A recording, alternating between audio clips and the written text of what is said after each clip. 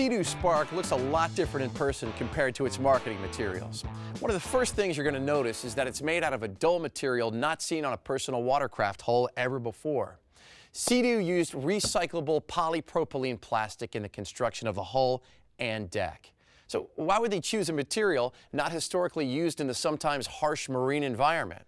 Well, it appears to help keep the cost down, so they're cheaper for Sea-Doo to actually produce.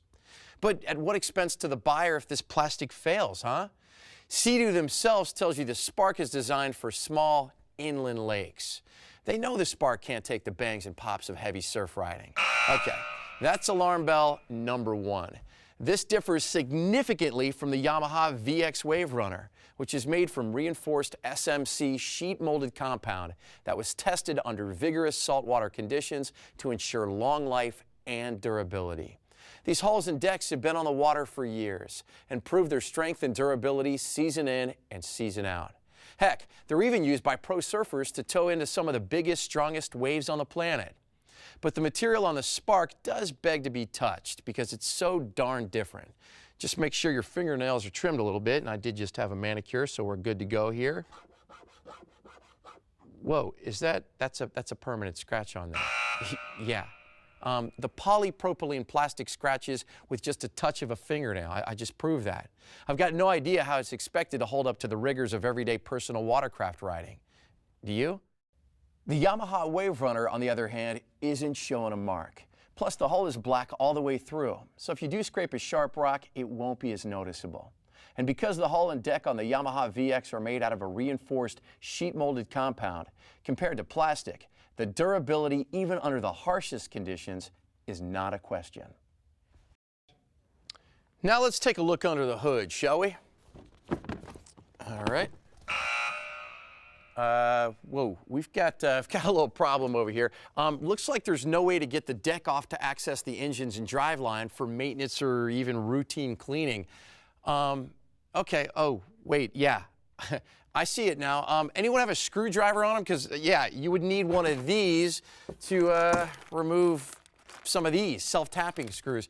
I wonder how many times you can actually remove and replace these screws before it strips, huh?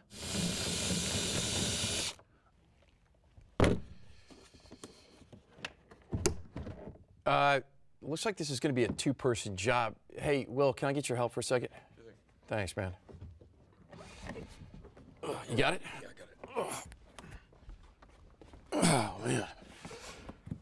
I think I just burned more calories in an hour on the elliptical, man. Hey, can you stick around? I'm going to need your help after we're done. Sure thing. Okay, thanks, man. Appreciate it. Hey, for something that spends most of its life in the water, let's hope nothing seeps through this bolt-together construction. Spark owners have a lot of money riding on the durability of this seal staying tight year after year. And what about spraying off the engine after saltwater use? Are you going to open this deck or really be effective in using this tiny hatch over here, right?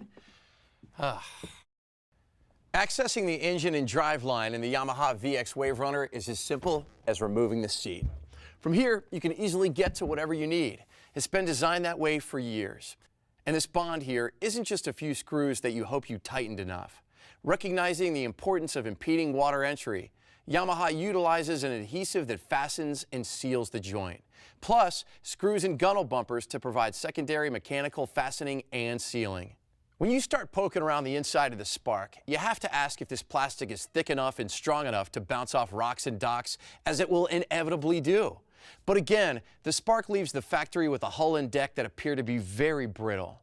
Larger thermoplastic parts like the Spark's hull and deck can become brittle when glass fiber content is added.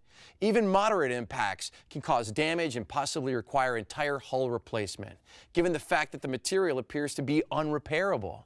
Maybe this is why Sea-Doo offers replacement hulls, for $2,000, mind you, which is unheard of in the personal watercraft industry.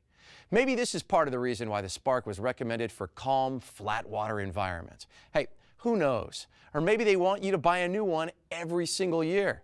Yeah, there's a concept for you. So what are you getting with the Sea-Doo Spark? Recycled polypropylene plastic construction resulting in a unit that Sea-Doo advertises as best designed for a calm flat water environment. Scratches with just a fingernail. Full access for maintenance and cleaning only after the full deck is removed. Seemingly unrepairable hull and deck material.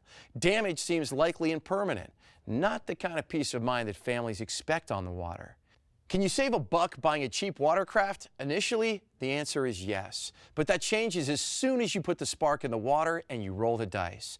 You get what you pay for. And in the case of the Spark, it appears like you're not getting very much.